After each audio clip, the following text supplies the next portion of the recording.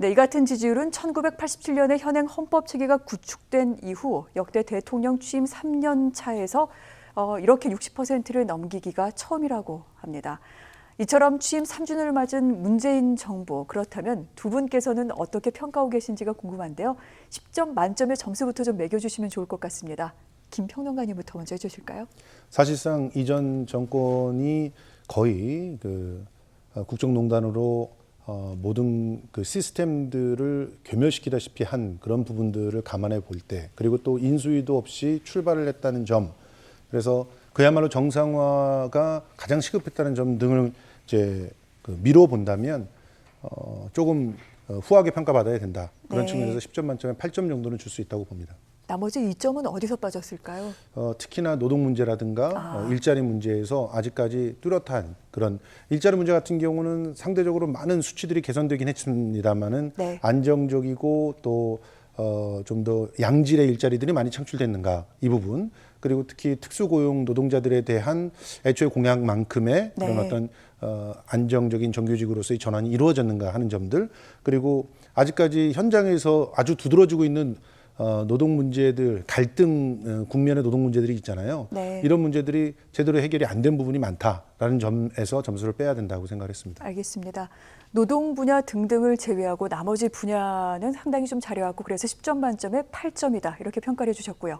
전 변호사님은 어떻습니까? 저는 6점이요. 6점이요? 먼저 5 더하기 1점인데 5점은 뭐냐면은 문제는 경제인데 아직 경제에 있어서 이렇다 할 성과가 안 보인다는 점에서 5점. 하지만은 기대치가 있기 때문에 1점을 드리는데, 또 제가 하나 이 정부에 대해서 후하게 평가를 해주고 싶은 부분은 네. 비록 6점이기는 하지만 이 시대를 살아가는 젊은이들의 가려운 부분을 긁어주고 화두를 던질 줄 알았다는 점이에요. 지금 기성세대보다 젊은 층에서 지금 더불어민주당의 지지율이 훨씬 더 높잖아요. 그 이유를 생각해 보면은 기성세대와 다르게 요즘 젊은이들에게 중요한 거는 뭐 개인적인 행복이라든지 인권, 가치 다양성, 보상, 그다음에 노력해도 이루어지지 않는 사회에서 오는 계층의 벽이거든요. 이런 점에 대해서 문재인 대통령은 사회적인 약자를 감싸 안고 뭔가 사회적인 안전망을 확보하고 화두를 던진다는 점에 대해서는 플러스 1점을 드리고 싶지만은 아직 이 경제 문제에서 지표로서 성과가 나오는 부분이 약한 것 같아서 더 잘하시라고 격려하는 측면에서 5점만 드리겠습니다. 알겠습니다. 자, 저희가 오늘 모신 두 분께서는 8점과 6점, 그래도 비교적 후한 점수를 주셨습니다. 아쉬운 부분, 노동, 그리고 경제 이렇게 꼽아주셨는데요. 어제 문재인 대통령이 취임 3주년을 맞아 특별 연설을 했습니다. 이와 관련된 내용도 이 연설에 들어가 있는데 한번 그 내용 하나하나 짚어보도록 하겠습니다. 자, 어제 취임 3주년 특별 연설의 키워드는 포스트 코로나였는데요. 이번 연설에서 가장 많이 등장한 단어부터 좀 살펴볼까요? 당연히 국민, 우리 제일 많이 나왔고요. 이외에 방점이 찍혀 있었던 키워드, 경제 22회, 위기, 협력, 선도, 기회 이렇게 꼽을 수 있을 것 같습니다. 방역과 코로나와 관련된 내용도 있었고요. 이렇게 저희가 키워드를 통해 봤을 때 경제 문제의 연설문의 상당 부분이 반영돼 있다 이렇게 봐도 될 것 같습니다. 실제로 3분의 2가량이 집중돼 있다 이런 분석이 나왔는데요. 핵심은 코로나19 사태가 가져온 방역과 경제 위기를 극복하겠다. 이 위기를 기회로 만들겠다. 이렇게 방점이 찍혀 있었습니다. 자, 그렇다면 먼저 방역과 코로나 이 부분부터 좀 분석을 해볼까요? 현재 이태원 클럽을 중심으로 집단 감염이 다시 확산이 되고 있는데 이 시기에 적절한 내용이었다고 볼 수 있을까요? 어제 연설은 이제 대통령의 자신감이 표현되신 것 같아요. 네. 춘추관에서 연설을 하셨고 총선 이후에 대통령께서 직접 나와가지고는 이제 임기 반환점을 도는 길목에서 뭔가 이렇게 새로운 구상을 던지신 거잖아요. 이건 대통령의 자신감과 뭔가 의지가 표현된 것이라고 보고 연설의 대부분을 경제 문제에 할애하는 것도 뭐 적당하다고 봅니다. 그다음에 코로나 감염이 다시 확산되고 있기는 하지만은 코로나 위기에서 우리가 이제 중요시해야 될 부분이 방역이잖아요. 네. 근데 방역이라는 것도 결국 국민의 건강을 위한 것이고 대통령 취임 연설에 보면은 국민이 36회 언급됐거든요. 우리가 이 코로나19 방역에 성공할 수 있었던 거는 어떤 정부의 유연한 외교와 그다음에 전문가들의 그 방어 시스템이 잘 돼 있었기 때문인데 이런 부분을 감안할 때 연설문 자체는 훌륭했고 뭔가 우리 사회적인 화두를 던진다는 점에서는 긍정적으로 평가를 하고 싶습니다. 다만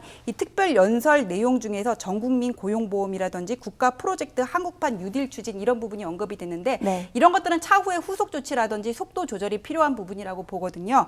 전국민 고용보험 물론 말은 아름답지만은 우리나라 그 고용보험과 관련해서 작년 재정 적자만 2조라고 보이고 그다음에 한 일간지에 언급된 내용을 보면은 국가별 총부채 가계기업 정부를 합하면은 이 빚 증가 속도가 세계 4위라는 통계가 있단 말이에요. 그렇다면 이 재원 마련을 어떻게 하고 고용보험이라는 게 결국 사용자랑 피용자가 반반 부담하는 건데 범위를 확대하게 되면은 국가 부담이 늘어나는 수밖에 없거든요. 그럼 이 재정 건전성과의 조화를 통해서 이걸 어떻게 확보할 것인지 이 속도 조절을 어떻게 하면서 국민들 대다수를 만족시킬지 앞으로 이것이 풀어야 할 과제로 보고 네. 그다음에 국가 프로젝트 한국판 뉴딜이라는 거 내용을 보면은 디지털 인프라 구축, 비대면 사업 활성화, SOC 투자 이런 것들이 있는데 과거에 2차 대전 즈음에 해가지고는 미국의 루스벨트 대통령이 뉴딜 정책을 써가지고는 미국 경제에 호황이 왔던 그런 전례가 있었는데 그때랑 다르게 우리나라는 지금 그러니까 해외 부분까지 해외 기업까지 다 지금 경제가 어려운 상황이고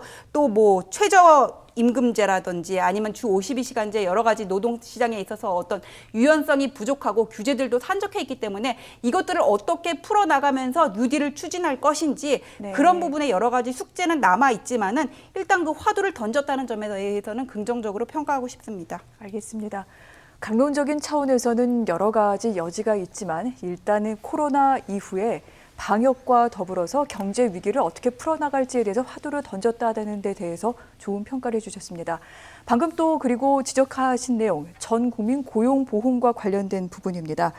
전 국민 고용보험의 기초를 놓겠다. 이번에 우리가 코로나 위기를 겪으면서 많은 분들이 어려움을 겪고 있는 상황에서 사회 안전망을 어떻게 구축할 것인지에 대한 하나의 또 답이 될 것도 같은데 이와 관련해 이재갑 고용노동부 장관 전 국민 고용보험 제도를 위한 첫 단계를 이제 들면서 특수고용직 종사자, 아울러 예술인들에게 고용보험을 적용하는 방안을 추진하겠다 이렇게 밝히기도 했습니다.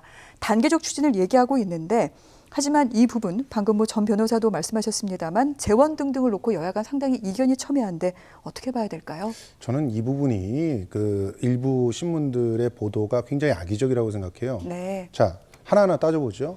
고용보험은 보험이에요. 보험을 얘기할 때요.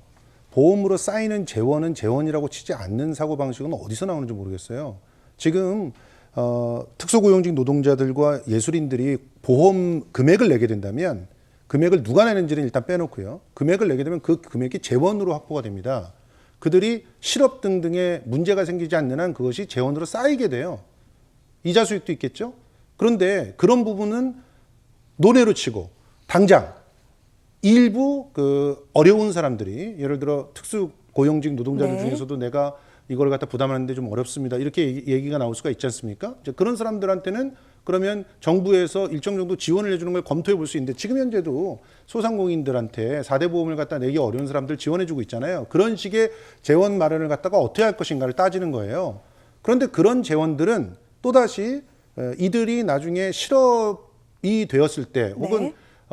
그야말로 인상이 나락에 떨어졌을 때 그것을 지원해주는 그 복지 기금을 상쇄시켜줘요. 그런 부분을 다 생각하지 않아요. 그리고 아까 우리 그 변호사님께서도 말씀하셨지만 지금 기본적인 비판자들의 논리가 재정 건전성이라고 하는 부분이 지금 겉으로는 그 국가 부채만 따져보면은 괜찮은데 그 민간 부채랑 합하면은 세계 4위다 이렇게 얘기해요. 민간 부채를 국가 부채가 대신 지면서 상쇄시켜 주거든요. 네. 이걸 얘기를 하지 않고 그냥 두 개를 합해버려요. 그렇지 않습니다. 국가가 부채를 나눠지면 개인의 부채는 줄어듭니다. 실제로 지금 특수고용직 노동자들이라든가 예술인들, 저 같은 경우는 특히나 현장에서 제가 연극을 하던 사람이었기 때문에 만약에 우리가 작업을 하지 못하는 상황일 때 비는 그런 상황을 아무도 해결해 주지 않고 뭘 할 수가 없어요. 그럼 빚을 져야 되거든요. 그 빚이 고스란히 가계 빚으로 네.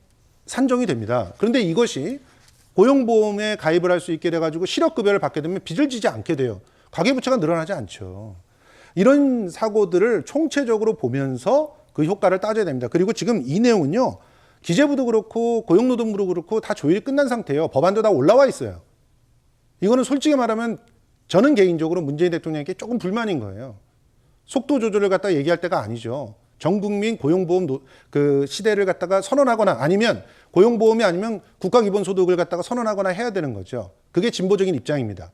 그리고 지금 현재 그 재정 건전성을 계속 얘기하고 그리고 뭐 국민 취업 지원 제도를 얘기한다는 것은 사실은 발목 잡겠다는 건데 지금 국가가 빚을 대신 져주지 않으면 코로나 위기 같은 이런 심각한 상황에서 경제가 속절없이 무너져가고 소비 여력이 없어지는 상태에서 어떻게 경제의 순환을 갖다 그려냅니까? 그런 측면에서 지금 이런 얘기, 전국민 고용보험이나 이런 특히나 캐나다 같은 경우가 전국민 고용보험 모든 전국민은 아니다만은 상당히 많은 그 고용보험 가입이 돼 있거든요. 그런 상태에서 이번 코로나 문제가 딱 터졌을 때 제일 먼저 했던 게 실업급여부터 지급하는 거였어요. 그래서 상당히 그 선제적으로 비용에 있어서 선순환을 이뤄낼 수 있었거든요. 캐나다 같은 경우가. 그러니까 그런 여러 가지 사회적 안전망의 의미로서의 고용보험의 가능성들은 이미 이제 그 확인된 상황이기 때문에 네. 지금은 속도 조절을 얘기할 때는 아니다. 그러니까 좀 더 빨리 재원들을 적극적으로 마련해서라도 이걸 실행해야 되는 시대다라고 생각을 합니다. 저기 다른 복지 기금으로 나갈 것이 상쇄된다고 했는데 다른 복지 기금으로 조력을 하는 게 부족하니까 지금 고용보험으로 확대를 시키겠다는 거 아닌가요? 첫 번째. 그리고 두 번째, 쌓이는 게 다 재원으로 된다고 하시는데 이 쌓이는 거 누가 내요? 지금 고용보험을 확대를 한다 그러면은 애초에 고용보험 범위에 포함될 수 없었던 사람들까지 넣겠다는 거잖아요. 부담할 수 없었던 사람들까지. 그럼 이 사람들한테 부담 못하는 건 결국 국가 재정이 포함돼야 된다는 말이고, 그다음에 세 번째, 왜 가계부채까지 포함해서 얘기하시냐 그랬는데 국채 비율만 따지면 우리나라 얼마 안 돼요. 40%예요. 근데 우리나라는 기축통화국이 아니고 공기업 부채, 지방채는 왜 빼고 얘기를 하는 건지, 그다음에 가계부채가 늘어나면은 결국 이거는 금융권의 부담으로 갈 수밖에 없는 문제고, 소득주도 성장이랑 결국 같은 얘기를 하셨거든요. 밑에 경제 선순환 구조를 살려가지고는 경제 성장률을 이뤄야 된다. 근데 소득주도 성장 이번 정부 출범하고 계속 처음부터 주장을 해서 왔던 건데 그걸로 인한 지금 경제 성과가 뭐가 있습니까? 실제로 수치로 반영이 되고 있고요. 소득주도 성장의 수치들이 코로나 들어가기 전까지 특히나 고용률을 개선을 했고요. 그리고 소비 여력, 그다음에 소비 그 심리 지수 개선 이런 게 다 이루어졌습니다. 그래서 그거는 통계청의 자료들이 있으니까 다 확인을 하시면 될 것 같고요. 고용률과 관련해서는 네. 고용의 퀄리티가 중요한 것 같은데 결국 이 국가 세금으로 해서 나눠 먹는 일자리가 증가를 했는지 생산적인 일자리가 늘어났는지 그 부분부터 좀 봐야 된다고 생각하거든요. 그렇지만 실제로 그 노인 인구들 같은 경우는 지금 당장의 양질의 일자리를 만들 수가 없잖아요. 그러면 일정한 기간 동안에 그런 양질의 일자리를 만들기 위한 노력들, 시간에 이들에 대한 책임들과 대안들을 갖다 만들어내야 됩니다. 그런 측면에서 단기적인 일자리지만 네. 충분히 그들이 버틸 수 있는 힘을 줬다는 측면을 간과해서는 안 될 거라고 그러니까 봅니다. 양질의 일자리를 만들기 위한 시간을 벌기 위해서 노인들한테 단기의 일자리를 먼저 제공했다 이런 말씀이신가요? 자, 저희가 지금 전국민 고용보험 추진과 관련된 내용을 얘기하다 보니까 국가 채무 그리고 소득 주도 성장, 일자리 문제까지 논의가 좀 확산되는 것 같습니다. 이처럼 엇갈리는 이견들이 있기 때문에 일단 문재인 대통령 속도 조절을 얘기한 것 같습니다. 단번에 전국민 고용보험을 도입하겠다는 것이 아니라 일단 자신은 기초를 닦겠다라고 얘기를 했지요. 이 이후에 사회적 합의와 등등에 대해서는 앞으로 열리게 되는 21대 국회 등등을 통해서 좀 더 구체적인 방안이 진척되지 않을까 싶기도 합니다. 자, 그리고 어제 연설에서 있었던 부분 가운데 눈여겨볼 대목이 하나 있습니다. 바로 남북 협력 관련 내용입니다. 사실 문재인 대통령 대국민 연설을 할 때마다 상당히 큰 비중을 두곤 했는데 어제 연설에서는 딱 한 줄밖에 찾아볼 수가 없었습니다. 자, 이런 내용이었는데요. 인간 안보에 협력해 생명 공동체 그리고 평화 공동체로 나아가자 이렇게 연설에서는 답을 했고요. 이후 기자들이 이제 추가 질문이 있었죠. 마지막 질문에서 남북 협력 관련 내용은 어떤 것들이냐라고 물어봤더니 남북 간에 할 수 있는 일들을 찾아서 해 나가자는 것이다. 더 이상 북미 대화만 바라보지 않겠다. 이런 식으로 대답을 했습니다. 자, 좀 생소한 말이 있었습니다. 인간 안보. 이건 어떤 뜻인가요, 평론가님? 국가안보라고 하는 말에 대한 대응으로서 만든 조어라고 생각을 하는데요. 실제로 지금 우리가 감염병 위기를 겪어보니까 국가 전체의 시스템이라고 하는 것이 실제로 개개인들의 감염병 그 위기 때문에 생기더라는 거예요. 네. 그러니까 이 얘기는 결국 국가란 국민입니다라고 하는 대사와 굉장히 일맥상통하는 것이죠. 실제로 이전까지 안보는 다른 나라가 우리를 물리력으로 침공을 할 때 그 침공에 대해서 어떻게 억제를 할 수 있을 것인가를 보고 따졌다면 네. 지금은 그런 물리적인 다른 나라의 위협보다 더욱 중요한 것이 수많은 그런 그 보이지 않는 그런 그 공격 그 대상들, 공격을 하는 그런 대상들에게 대해서 우리 국민 개개인들에게 어떻게 양질의 삶을 보장해 주는가. 네. 이것이 핵심이라는 거고, 그거는 북한도 마찬가지라는 거거든요. 지금 북한은 물론 미국이라든지 일본이라든지 또 자기네들과 우방이라고 하지만 중국의 위협 이런 것들로부터 어떻게 자기의 자주권을 갖다 지킬 것인가도 중요하지만, 실제로 지금 코로나가 얼마가 어떻게 퍼져 있는지를 숨겨야 될 수밖에 없는 그런 상황에 놓여 있는, 그래서 자기네들 주민들이, 북한 주민들이 굶어 죽고 또 코로나로 죽어 나간다고 한다면 실제로 국가 기관 시스템들을 갖다가 유지한다는 것이 힘들어진다는 사실, 이런 사실들에 대한 절감들을 하고 있을 것이라는 거죠. 그러면 실제로 이 안보 개념을 바꿔야 된다. 남한도 그렇고 북한도 그렇고 그게 그 안에 속해 있는 개개인들이 어떻게 자신의 인권을 보장받고 네. 경제적인 활동이라든가 또 안전한 그런 생활을 갖다 보장받을 것인지를 중심에 놓고 안보의 개념을 바꿔야 된다는 것이고, 그런 측면에서는 실제로는 좀 더 전향적인 그 의식의 전환들을 가져올 수 있을 것이다. 지금은 무기로 경쟁하는 그런 시대라기보다 네. 좀 더 우리들이 어떻게 평안하게 공존할 것인가를 함께 모색하는 그런 시대로 나갈 수 있다라고 하는 그런 일종의 대응적 개념으로서의 조어라고 생각을 합니다. 그렇군요. 진정한 평화 공동체로 나아가는 길이 무엇인지에 대한 화두를 던진 것이 아닐까 싶기도 한데요. 그래서 앞으로의 남북 협력, 아마 보건 또 방역 협력부터 논의되지 않겠느냐, 이런 관측도 나오고 있습니다. 이런 가운데 문재인 대통령이 기자의 질문에 대한 답, 우리 정부가 그동안 이제 북미 대화를 우선순위에 두고서 남북 관계에 대한 속도를 조절해 왔는데, 이런 기조에 좀 변화를 불러오겠다, 이런 뜻으로 읽힌다라는 해석도 있습니다. 어떻게 보십니까? 그 처음에는 우리가 왜 중재자 역할을 자처하면서 북한과 미국과의 어떤 대화를 이렇게 중재하는 역할을 했었는데, 네. 한반도는 우리의 문제이기 때문에 미국에만 기댈 것이 아니라 우리나라가 주체적으로 어떤 일을 하는 것은 바람직하다고 봐요. 하지만 지금 북한과의 교류가 여러 가지 유엔 제재로 인해 가지고는 우리가 할 수 있는 일을 찾는다고 하더라도 그게 많지는 않을 거라고 봅니다. 그런데 동서독이 통일되는 데 있어서도 한 30년, 20년간 계속 이렇게 교류가 있어 왔고, 그 이후에 이게 자연스럽게 통일이 될 수가 있었던 거거든요. 그렇기 때문에 이 남북 간의 교류도 유엔 제재라든지 뭐 비핵화 문제 이런 것 때문에 너무 이렇게 보수적으로만 볼 거는 아니고, 인도적인 지원이라든지 문화 교류는 계속적으로 있는 게 맞다고 봅니다. 다만 지금 아까 제가 젊은 층 얘기를 했는데, 우리 시대 젊은 층들은 반공 세대는 분명히 아니에요. 하지만 이 사람들이 추구하는 가치는 공정, 형평, 실리거든요. 이런 부분들을 감안을 해가지고는 우리 새로운 젊은이들이 받아들일 수 있도록 무조건 이렇게 막 북한 위주의, 그러니까 북한의 어떤 도발에 대해서는 강경하게 대응을 하면서 또 네. 우리나라가 주체가 돼가지고는 베풀 수 있는 부분은 베풀고, 딱 이렇게 정도를 걷는다면은 남북 교류가 계속 이어지는 게 양쪽 나라를 위해서, 그리고 나중에 우리의 통일 한국을 위해서도 바람직한 일이라고 생각합니다. 네. 어제 문재인 대통령 좀 이례적으로 현재 북미 관계 그리고 남북 관계가 쉽지 않다고 또 그렇게 인정하기도 했는데요. 자, 이와 같은 새로운 개념, 아울러 이제 좀 독자적인 남북 협력 사업을 추진해 나감으로써 또 북미 관계를 견인하겠다라는 의지를 밝힌 만큼 앞으로 또 향후 어떻게 전개돼 갈지에 대해서도 주시해 보도록 하겠습니다. 자, 여야 이 같은 문재인 대통령 특별 연설에 대해 이제 평가를 했죠. 여당 당연히 긍정적으로 평가를 했고, 야당에서는 여러 반응이 엇갈린 것 같습니다. 전지현 변호사님, 정치권 반응 어떻게 보셨는지요?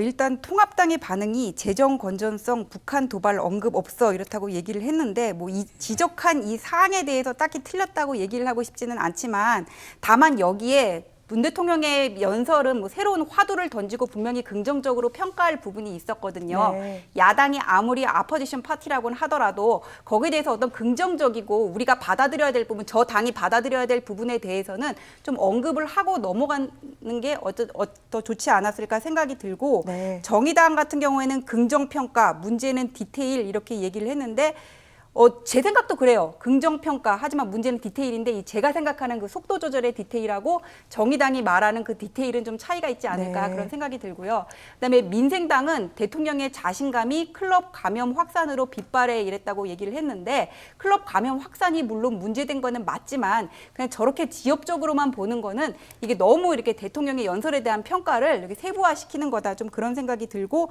민주당은 이제 질병관리청 승격, 전 국민 고용보험 등 빠르게 추진하면서 이제 거대 정당이 된 거잖아요. 전 국민들의 지지를 받아가지고 거기서 추구하는 정책을 이렇게 네. 속도감 있게 추진하겠다 그런 의지를 보인 것으로 보이는데 좀 여기서 약간 야당과의 협의라든지 전 국민과의 공감대를 살 수 있는 부분들 속도 조절 제가 아까 계속 얘기 드리고 있던 재정 건전성 그런 부분에 대한 신중한 검토도 필요하지 않을까 생각합니다. 네. 근데 저는 이번 평가를 보면서 확실하게 그 약간은 낡은 프레임으로 평가를 하는 팀과 그다음에 상대적으로 적극적인 그런 개념의 확대를 통해서 평가하는 팀이 좀 갈렸다라고 생각이 들어요. 어떻게 관련된지 예, 좀 일단은 자세히 좀. 네. 통합당 같은 경우, 민생당 같은 경우가 비슷한 그런 인식들이 있어요. 지금 대통령이 자신감을 갖고 있다. 지지도가 올랐기 때문에 거기에 취해 있다. 그런데 실제로 봐라 구멍이 이렇게 나고 있지 않느냐. 이런 식의 개념이에요.